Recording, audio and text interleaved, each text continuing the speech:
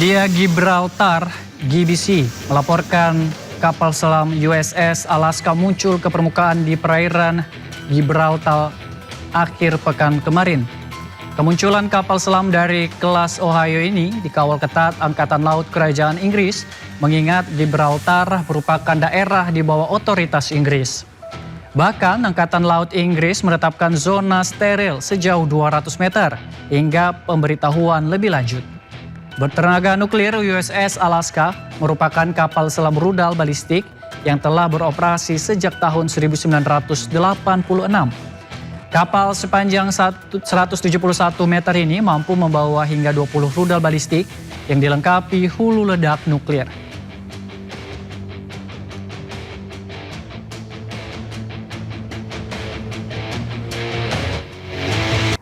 Pemirsa, pejuang Hizbullah merilis rekaman serangan menggunakan drone FPV yang menargetkan sistem pertahanan udara Iron Dome milik penjajah Israel di wilayah Jal al-Alam dekat perbatasan Lebanon. Drone FPV pejuang Hizbullah menargetkan peluncur roket sistem pertahanan udara Iron Dome milik penjajah Israel.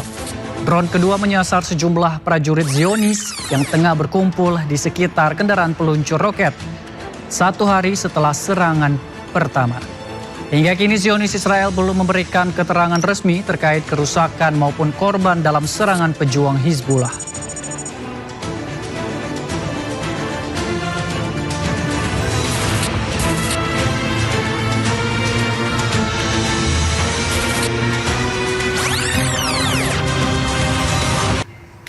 Video dirilis pejuang Hizbullah menampilkan kompilasi serangan-serangan Hizbullah terhadap pasukan rezim Israel.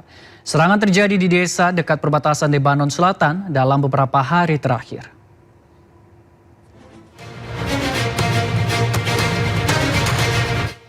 Mengintai dari kejauhan, tentara Hizbullah menembakkan rudal ke sekumpulan tentara Israel di selatan Lebanon.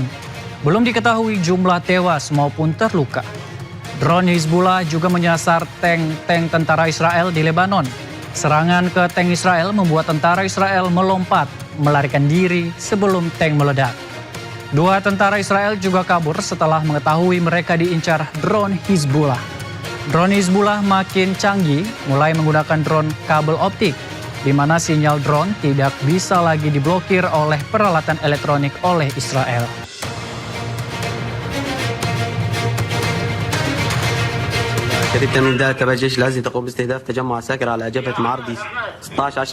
Serangan roket pejuang Hizbullah melesat melintasi langit malam di atas kota Israel sebelum terdengar suara ledakan keras.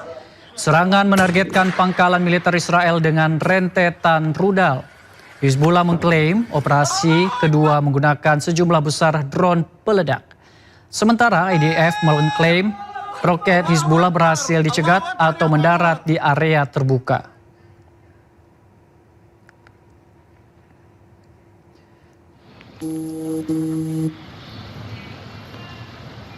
Uni Emirat Arab kembali menjadi target serangan. Kali ini 2 drone menyerang fasilitas militer Amerika Serikat di sejumlah lokasi.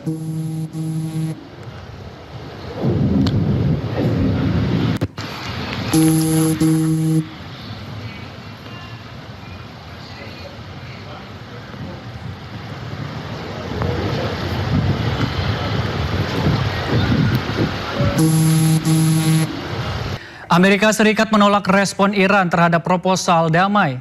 Tidak hanya itu, Iran juga menyatakan siap perangnya Amerika dan sekutunya.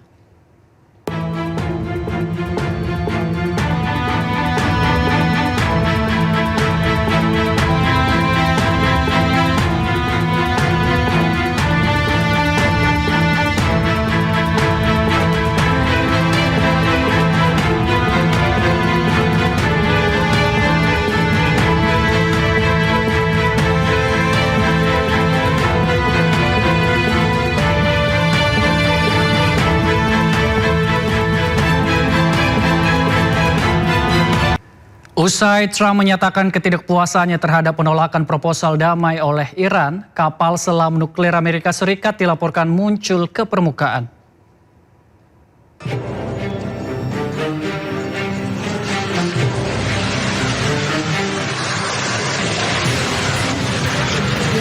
mengajukan proposal balasan atas tawaran Amerika Serikat.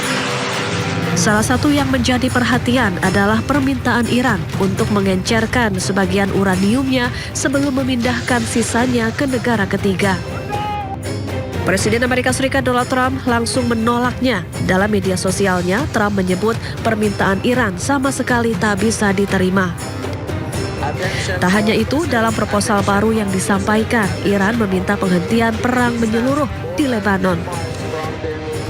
Iran juga meminta Amerika Serikat mengembalikan kedaulatan Selat Hormuz kepada militer Iran. Gagalnya kesepakatan antara kedua negara membuat harga minyak naik jadi $3 Amerika Serikat per barel.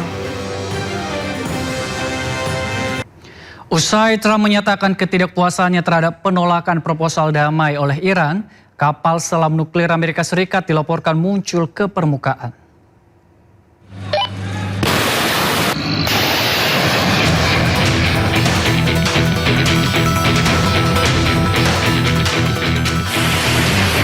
Media Gibraltar (GBC) melaporkan kapal selam USS Alaska muncul ke permukaan di perairan Gibraltar akhir pekan kemarin. Kemunculan kapal selam dari kelas Ohio ini dikawal ketat Angkatan Laut Kerajaan Inggris, mengingat Gibraltar merupakan daerah di bawah otoritas Inggris. Bahkan Angkatan Laut Inggris menetapkan zona steril sejauh 200 meter hingga pemberitahuan lebih lanjut. Bertenaga nuklir USS Alaska merupakan kapal selam rudal balistik yang telah beroperasi sejak tahun 1986. Kapal sepanjang 171 meter ini mampu membawa hingga 20 rudal balistik yang dilengkapi hulu ledak nuklir.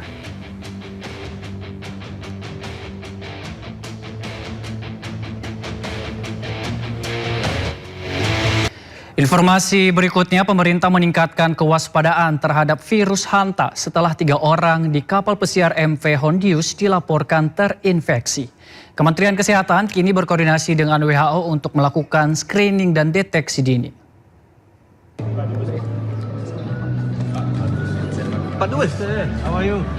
Menteri Kesehatan Budi Gunadisadikin memberikan tanggapan terkait virus Hanta yang kini tengah menjadi sorotan internasional setelah muncul kabar 3 orang terinfeksi di kapal pesiar MV Hondius di Tanjung Verde. Budi mengatakan bahwa pihaknya telah berkoordinasi dengan World Health Organization untuk mengatasi penyebaran virus Hanta. Pemerintah juga menyiapkan langkah screening termasuk rapid test dan pemeriksaan menggunakan PCR. Virus ini kan virus yang lumayan berbahaya. Jadi kita udah koordinasi dengan WHO. Kita untuk bisa lakukan screeningnya. Ya, kita beruntung sekarang kan mesin PCR kita udah banyak. Jadi untuk deteksi virus ini harusnya bisa lebih mudah. Cuma dipastikan reagennya masih khusus. Meski virus Hanta tersebut cukup berbahaya, hasil pemantauan sementara menunjukkan penyebarannya masih terbatas di MV Hondius di Tanjung Verde dan belum meluas. Kementerian Kesehatan saat ini memfokuskan pengawasan atau surveillance agar penanganan dapat dilakukan dengan cepat jika virus tersebut benar-benar menyebar. Tim Liputan iNews melaporkan.